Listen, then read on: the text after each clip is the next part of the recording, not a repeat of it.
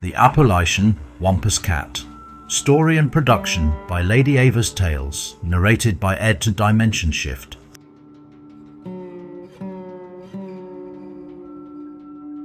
Prologue. Deep wind moving through ancient trees, slow, breathing, like something alive and vast drawing breath. Dawn mist rolling across the Appalachian mountain range in an unbroken tide, ridge after ridge swallowed by grey cloud. No roads, no signs of human presence, just the mountain as it has always existed, immense, indifferent, eternal. Beneath the wind, something else, low, a resonance that doesn't register in the ears, but in the chest, in the base of the spine. Something ancient, producing a sound that has no name in any human language. The mist thickens. The trees below are enormous, some of them hundreds of years old. Their roots running so deep into this mountain, they have become part of its skeleton. This forest is not decoration, it is the mountain's body. Before there were roads through these mountains, there was silence. Before there were names for what lived here, there was knowing. The Appalachian Mountains do not belong to those who came and claimed them. They never did. These mountains belong to something far older than memory, far older than fear. And they remember everything, every covenant made in darkness, every truth buried beneath stone and root and centuries of deliberate forgetting. Every woman who saw what she was not supposed to see and paid for it. They remember her. They have always remembered her. This is not a story about a monster. This is a story about what happens when the world calls a woman a monster for surviving what it put her through. The ancient forest swallows the light entirely. Somewhere deep in the shadows between the trunks, something moves, or seems to. The eye cannot be certain. The mountain does not confirm or deny. Silence. Then a single sound. Somewhere in the dark below, a woman's breath, running.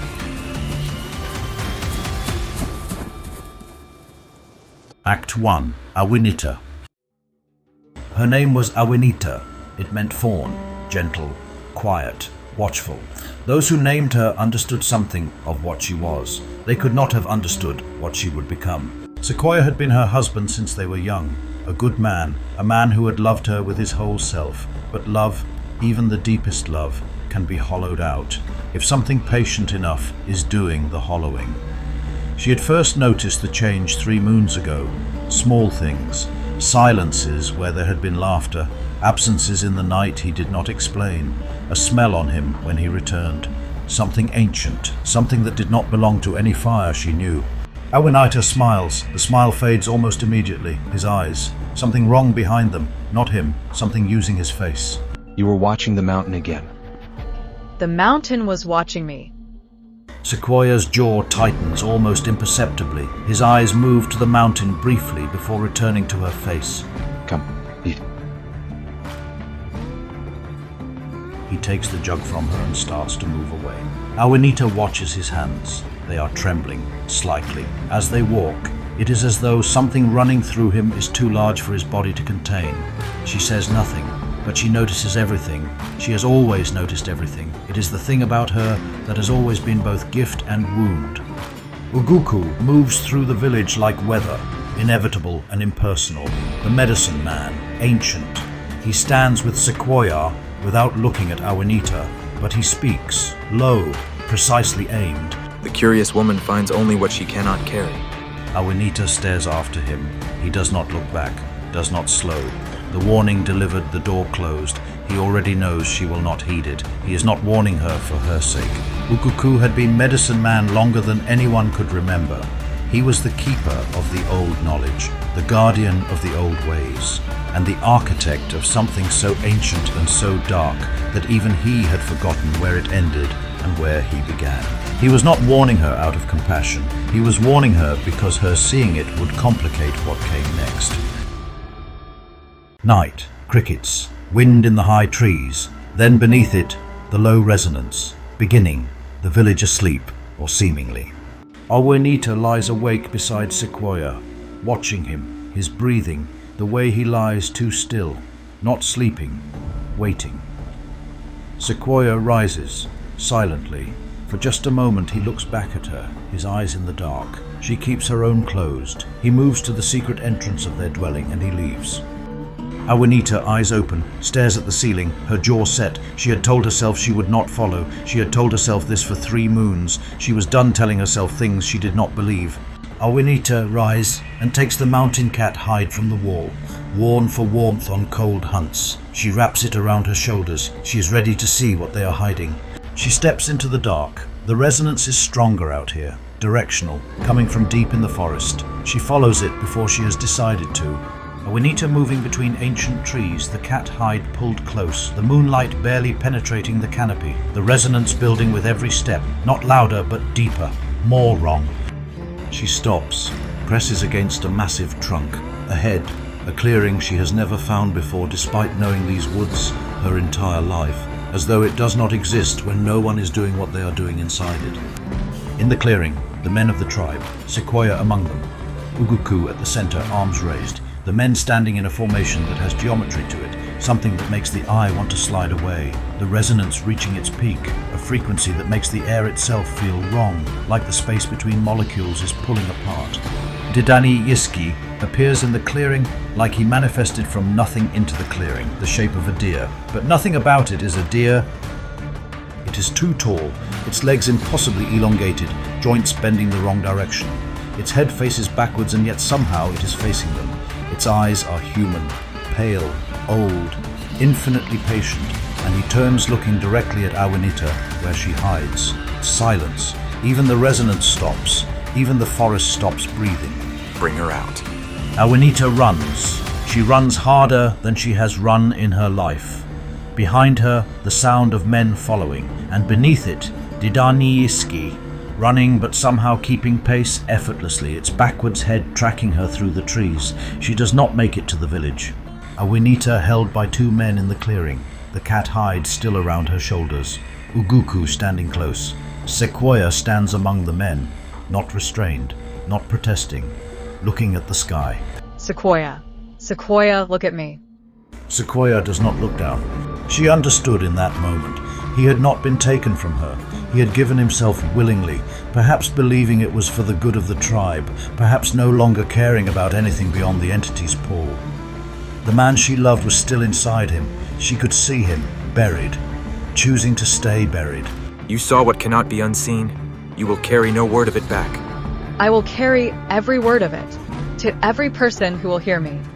Uguku looks at her for a long moment, something in his eyes that might once have been regret. It passed long ago. Then you will carry nothing. You will be nothing that can speak. The 2 men holding her disappeared when Uguku stepped closer to Awinita. He places his hands on the cat hide around her shoulders. The resonance returns. Deafening now, the trees shaking. Didani Yiski watches, utterly still, its human eyes gleaming. Uguku steps away from Awinita. He is waiting for the effect to take hold of what he has done to her. He has no remorse, he has no shame, he feels nothing, and that is what Didani Yiski expects from them, but what he did not take into account is what she will become. Awinita turns around, she feels confused but still with that strong determination within her, but then all of a sudden it all changed. Awinita screams. The cat hide sears against her skin, bonding, becoming, her form shifting, the world around her exploding into sensory overload, smell, sound, sight expanding catastrophically beyond what a human mind is built to hold. She runs her new senses guiding her. She crashes through the tree line. Didani watches her go, and for the first time in the scene, something crosses its ancient human eyes, not satisfaction, fear. The medicine man had cursed her to silence her, but curses, like lies, have a way of becoming something other than intended. By binding her to the cat hide, Uguku had not created a silenced woman. He had created the one thing that could unmake everything Didani had built. The entity saw it the moment the curse completed. The medicine man did not. He did not understand what he had done until it was far too late to undo it. She was not broken. She was forged. She was not a monster. She was a guardian. And she would walk between worlds for as long as the darkness had power in these mountains. That is to say, forever. Act 2. Alethea. Her name was Alethea. It meant truth. She had carried that name like a responsibility her entire life, a compulsion toward it that had cost her friendships, relationships, professional safety. She had never learned to look away from things. Perhaps she was born without that capacity. Perhaps she was always going to end up here, on the wrong side of a motel curtain, watching for men who had already decided she could not leave. Alethea steps back from the curtain. Her hand goes to the backpack on the bed. Inside it, a laptop, a portable hard drive, a phone with a cracked screen, a change of clothes. Everything she had when she ran, everything she has now. Alethea was thinking back on how it all started 3 weeks earlier, what she witnessed. A luxury estate in a gated community. Night. Alethea. Arriving. She is a documentary filmmaker, here to meet a source. A whistleblower from inside Kane Extraction Corp, willing to go on camera about illegal toxic dumping on protected Cherokee land. Before she can reach him, Marcus Webb steps from the shadows, crisp, calm, utterly certain. The briefcase opens, documents scatter across the manicured lawn. You should have accepted the arrangement. The source begins to back away. One of the men moves to block him. Alethea understands what is about to happen before it does. She keeps filming. Webb's eyes snap to her. Take that. She had the footage. She had the documents her source had already sent her digitally. She had the soil reports, the water tests, the payments to Senator Holt. She had everything that could end Richard Kane, and Richard Kane knew exactly what she had, and exactly where she lived, and within 12 hours exactly who she'd called. Alethea at the motel window, 2 fingers holding the curtain gap open, the black SUV in the parking lot, engine off, someone in the driver's seat, not moving.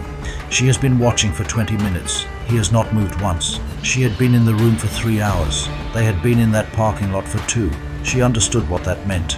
Alethea places her hand on the backpack on the bed. Her phone, she picks it up. No signal. She checks it twice. Same result. She puts it in her pocket. She had the footage, she had the documents, everything that could end Richard Kane was in that backpack, which meant everything that could end her was in that parking lot.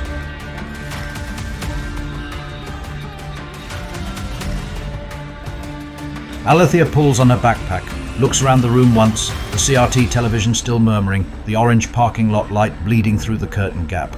She takes a breath. A motel corridor at night. Alethea moving quickly and quietly along the wall away from the main entrance. Not running, controlled. She reaches a fire exit door at the far end, presses the bar slowly, checks through the gap, goes through. The back edge of the motel parking lot. Alethea moves along the building wall, staying in shadow, away from the orange light. The black SUV is visible on the far side, the figure inside still not moving. She does not look at it. She keeps moving to her car in the far corner. She did not close the car door fully. She let the engine catch quietly. She drove out the back of the lot without headlights until she reached the road. A dark rural road at 2 a.m. Alethea driving, hands tight on the wheel, mountains visible in silhouette against the sky ahead. In the rear-view mirror, headlights, both keeping pace, road noise, her steady breathing, the sound of a driver who is not panicking because she cannot afford to panic. They were not hiding anymore. They were not trying to. That was the part that frightened her most. They wanted her to know. She left the car where it was, keys in the ignition, door open. She did not look back. She went up, into the trees, into the dark. The mountain absorbed her the way it absorbs everything, without ceremony, without comfort, without question.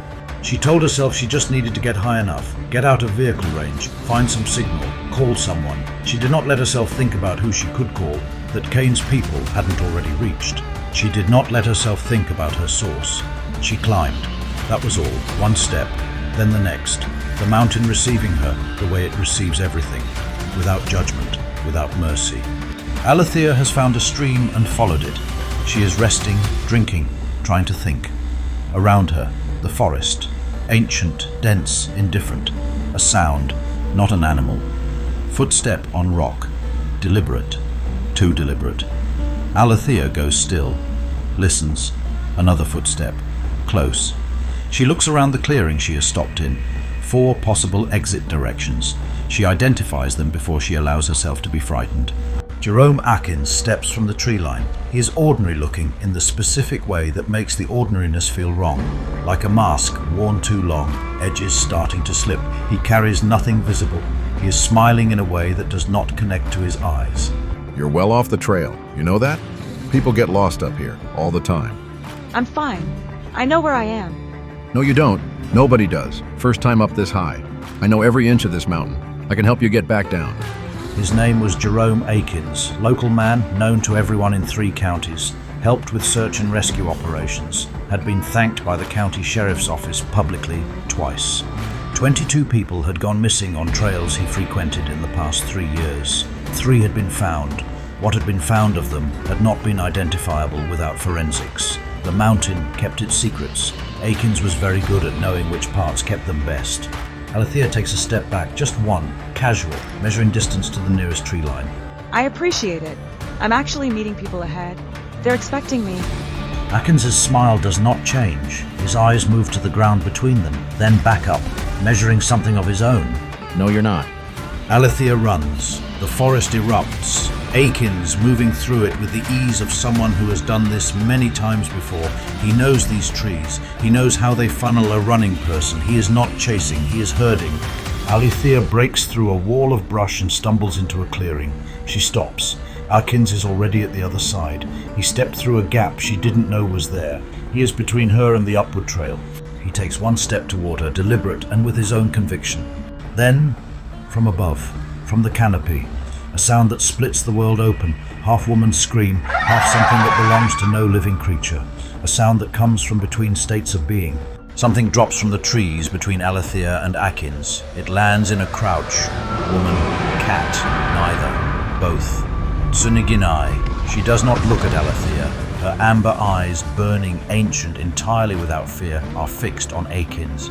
Akins stumbles backward. His composure, maintained across years of hunting, shatters completely, because what he is looking at cannot exist. His mind tries to reassemble it into something that can. It cannot. What are you? Tsuniginai does not answer. She simply looks at him. And Akins, serial killer, predator of the mountain, man who has never once felt fear at what he has done. Something moves across his face that has never been there before. Not the fear of dying, something worse. The realization that she could end him right now, cleanly, completely, without suffering. And that part of him wants her too. That the weight of what he has done is suddenly sitting on him without the insulation of the entity's corruption to dull it. He looks at her and understands that death from her hands would be the easiest thing that has ever happened to him. Tsuniginai does not move, does not advance, simply holds his gaze with the amber eyes, ancient, patient, entirely without mercy, but also without appetite for him. He is beneath her purpose. He always was. The realization lands. She is not going to give him that. He has to live with himself. He has to walk back down this mountain and exist inside what he is. Tsuniginai watches him go, does not follow. She turns toward Alethea. Alethea stands completely still, every instinct telling her to run. Something deeper, older than instinct, older than language, telling her to stay. She does not understand the second voice. She obeys it anyway. Tsuniginai looks at Alethea for a long moment. She does not move at first, just looks. Those eyes, ancient, unreadable, find Alethea across the clearing and hold. A breath, maybe 2. Then something shifts. Slowly, impossibly slowly for something that size, she begins to rise, up and up, until she is standing, fully, all of her, not coiled, not ready, just open. The blade arm lowers, the tail settles. This is what she looks like when she is not hunting. She holds that stillness for a long moment, letting Alethea see it, letting her understand. Then she bows, deep, deliberate, unhurried, an invitation, not a surrender. Come. She straightens, turns, and walks. No rush, no look back. Each step slow and certain across the green, until she reaches the tree at the edge of the clearing and stops and becomes part of it, waiting. Alethea follows Tsuniginai with a peaceful feeling within her bones and heart. She knows she is safe, and she knows she is protected. She is speechless and in awe of what she is witnessing. Act 3, The Bond. A cave system deep in the mountain. Tsuniginai brought Alethea here when night falls, a space that is clearly used, that has been used for decades. Dried herbs, The remnants of very old fires and a new one not started so long ago, the sense of enormous time passing. Alethea, sitting. Tsuniginai stays near the entrance. They regard each other across the space between them. Alethea had covered war zones. She had embedded with communities that had lost everything. She had sat across from people who had done terrible things and asked them questions until they answered honestly. She had never in her life been in the presence of something like this. Not something threatening, something ancient, something that had been waiting specifically for her. She could feel it. She didn't know how she could feel it, but she could. Alethea reaches slowly into her backpack, takes out a protein bar, opens it, breaks it in half, extends one half toward Tsuniginai without standing. Tsuniginai looks at it, then looks away back out at the entrance, but she does not retreat from the entrance. She stays, she is there to protect, and Alethea can feel it deep within her soul. Okay, we're okay. For the first time since she ran from that estate, Alethea exhales, fully. She hadn't known until this moment how completely she had stopped breathing. Briggs, Rourke and Cole, moving through the lower forest with tactical precision. They are not lost. They have equipment. They have a general coordinates range. They will find her. She went up. Nobody goes up voluntarily. I mean, someone helped her or something chased her. Search and rescue sweep would have found her if she was dead. She's not dead yet. Webb wants her found first. The drive. Cole says nothing. He is scanning the tree line. He has been scanning the tree line since they entered the forest. Something about the quality of the silence up here. He has operated in difficult environments before. This is a different category of wrong. Someone's watching us. Cole does not look convinced. In the high canopy above them, amber eyes, still, patient and ancient. Richard Kane's corporation had been extracting from this mountain for 2 years.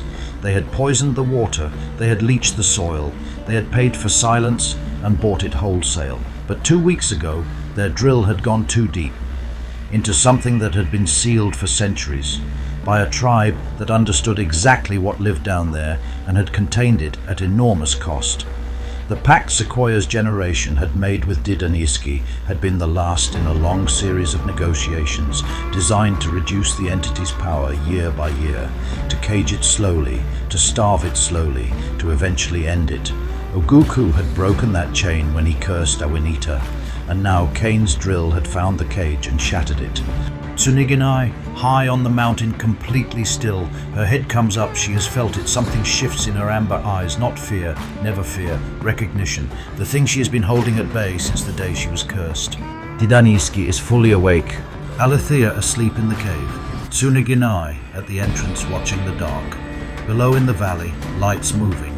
The mercenaries, above the stars, between the forest and whatever is moving through it now with increasing wrongness. A sound from outside the cave, something at the edge of animal, something browsing through underbrush. Then it stops, then the undergrowth moves again, but from the wrong direction, too fast, and the footsteps are wrong. Too many angles, too many directions for one creature. Tsuniginai's body goes rigid, she steps outside into the dark and she looks up. Didaniski above the cave, it has grown. The deer shape is larger, more distorted, the head turned further backwards than anatomy allows, the human eyes fixed on Tsuniginai.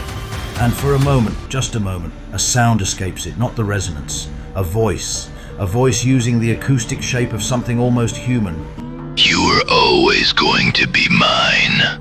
I simply waited. Tsuniginai does not answer. She screams, that sound, that split world sound, and launches herself upward into the ledge above. Alethea jolts awake, alone in the cave, outside, the sound of the fight above her in the canopy. Impossible sounds, the crack of enormous branches, the shriek of something that has no right to make the sound it is making. Then the silence. Alethea stands frozen in fear, does not make a sound, does not move. Minutes pass. Then, footsteps at the cave entrance. Alethea turns around slowly and moves back in a panic. Slow, limping. Tsuniginai enters. She is injured. Not badly. She cannot be badly injured in any permanent sense, but something about the confrontation has cost her. She lowers herself to the cave floor a few feet from Alethea. Alethea, without thinking, moves toward her, reaches out. Her hand hovers near the wound, a gash across Tsuniginai's side that is already beginning to close but is clearly painful. Kanai, is this okay? Over a century. She had been alone for over a century, cursed into this form, cast from her village, hunted as a monster. She had saved people when she could, faced what needed facing when it came, but she had done it alone, always alone. And now this woman, this impossible, stubborn, unafraid woman, was pressing torn cloth to her side with shaking hands and staying anyway. Awinita had been alone for so long that she had forgotten what it felt like to have someone choose to stay. Act 4. The Hunt. The mountain now held 3 hunts running simultaneously: Briggs, Rourke and Cole, hunting Alethea for Webb and Kane. Jerome Atkins, recovering from his terror, recalibrating, returning to the mountain. He had never left prey behind before. His obsessive nature would not allow it. And Didana, no longer contained, no longer bargained with, growing in power with every hour, hunting everything. And in the center of all 3, 2 beings who had both been punished for witnessing truth, holding each other up, learning to trust the only ally they had. There's a hard drive in my bag. Everything on it. Water contamination reports, soil toxicology, bank transfers to Holt's shell companies, footage of Webb ordering, of what happened. If it gets off this mountain, it ends all of them. You understand me, don't you? You understand every word. I saw something too, that I wasn't supposed to see. That's why they're hunting me. A man died because someone found out he was going to talk. Is that why you? Did you know that about me? Before you helped me? She had known, not the specifics, but the quality of it. The specific spiritual weight of someone who has been punished for seeing truth is something she recognized across any distance. She'd been carrying that weight for centuries. She knew its shape in another person, the way you know the shape of your own hands in the dark. Atkins back on the mountain. He has not slept. His face carries the specific damage of a man whose self-image has been catastrophically violated. He is no longer hunting casually. He has a knife now. And the hunting logic of a man who knows these trails in the dark, who has used that knowledge to kill, and who is motivated now by the need to restore his dominance over this place. He is hunting with desperation, which makes him more dangerous, not less. He finds the stream. Alethea followed, tracks it upward. He is good at this, terrifyingly good. He finds a scrap of torn fabric from the shirt Alethea used on Suniganai's wound. He picks it up, studies it. Wrong texture for one person, 2 people. He smiles for the first time since being driven off. There you are. Briggs's team has found Alethea's trail, aided by thermal imaging. They are methodical, professional, and they are gaining. Cole, pulling slightly to the rear of the group, he is troubled in a way he has not been on other jobs. Have you heard anything? Any wildlife at all since we came up past 800 meters? Animals move away from human activity. They move away. They don't disappear. There's nothing up here. No birds. No insects. Nothing is living above 800 meters except us. Why is that?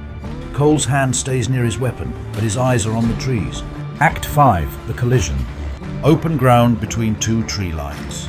Alethea and Suniganai, crossing it, moving toward higher ground, toward a path Suniganai knows that will bring them to a road on the far side of the mountain.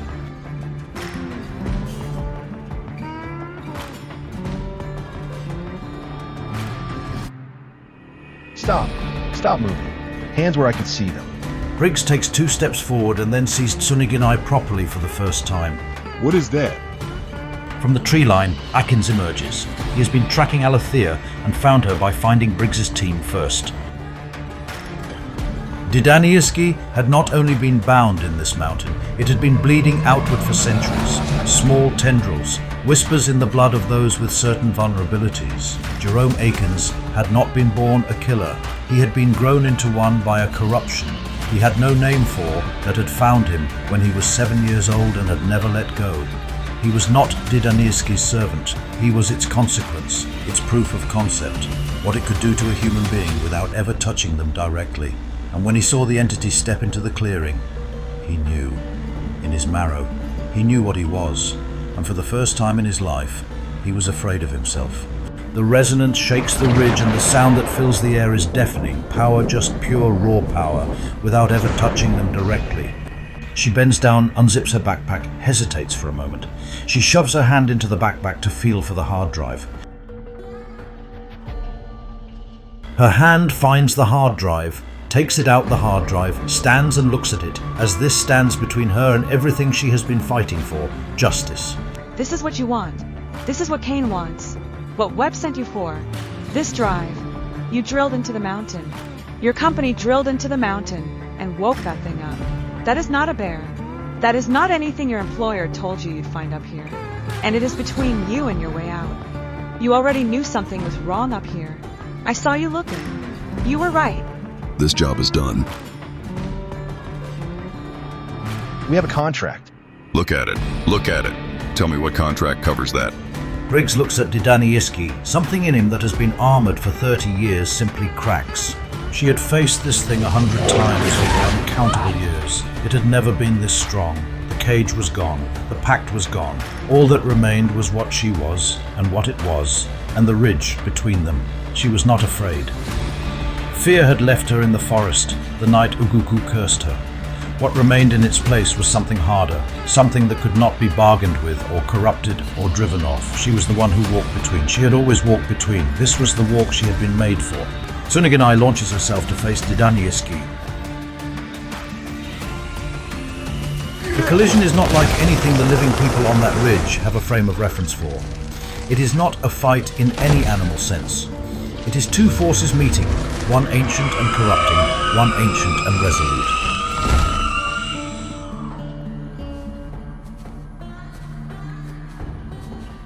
Akins has collapsed to his knees. The corruption that has run through him his whole life is being pulled toward Didani Iski, back toward its source. He is shaking, crying.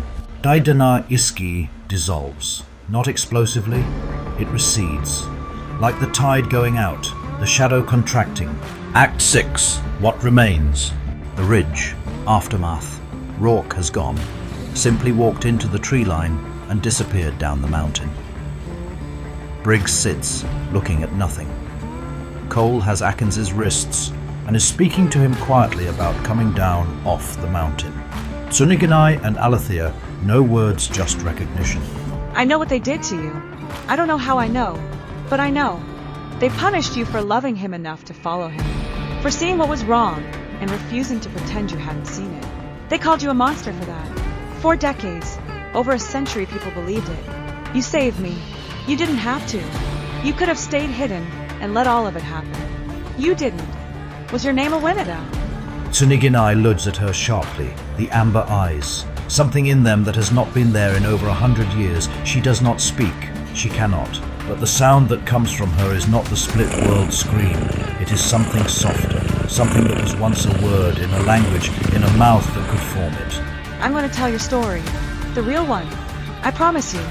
Cole descending the mountain with Akins, not as captor and prisoner, but as the only two people who know what they are walking down from and who can't discuss it with anyone who wasn't there. Akins is hollow. Whatever the entity's influence provided is gone. He does not resist. Briggs following, alone, carrying nothing, looking at nothing. A man reassembling himself from the ground up. It will take a long time. They got more than what they bargained for, and this is something that will stay with them for life. There are things this world does not understand, and it is best for men like them that it stays buried. She had not used that gesture in over 100 years, had not had reason to, had not had anyone to direct it toward. It came back to her the way old things do, not with effort, but with the simple shock of recognizing something you thought you had lost forever. The story did not end when Alethea reached the road. That is where stories like this are supposed to end. Survival, proof, the protagonist stepping back into the ordinary world carrying what they found. But truth, real truth, does not submit to tidy endings. Richard Kane was arrested 11 weeks later. Senator Holt resigned before charges were filed. Marcus Webb disappeared. He has not been found. Jerome Akins confessed to 14 of the 22 disappearances. He could not explain to any satisfaction his reasons. He tried. The words were not there. The contamination site was sealed by federal mandate after Alethea's documentary aired on 3 networks. The Cherokee Nation filed legal action to reclaim and remediate the land. They are still fighting. They have always been still fighting. And Alethea, she had been alone for over 100 years, and now she was not. It was not salvation. It was not rescue. Neither of them needed saving by then. They had done that themselves, for themselves, through everything the world had thrown at them. What it was instead was simpler and rarer company. someone who knew what you were and stayed anyway. Awinita had carried the weight of being a monster for a century. Alethea carried the weight of a world that punishes women who refuse to stop seeing what they see. On that ridge, in that light, neither of them was carrying anything that the other wasn't helping to hold. The mountain had kept its secrets for centuries, but secrets, like roots, grow, crack stone, find light, whether we want them to or not. This is the story the mountain remembered. This is the story it was waiting to tell. Now you know it too. Narrated by Ed at Dimension Shift. Thank you for watching Lady-Ava's Tales, the Appalachian Wampus cat. If this story moved you, surprised you, or stayed with you after the credits, we'd love to know. Subscribe so you don't miss what comes next, and drop a comment telling us where in the world you're watching from. What drew you to this story? What moment stayed with you? What resonated? These tales are made to be felt, and your voice is part of that.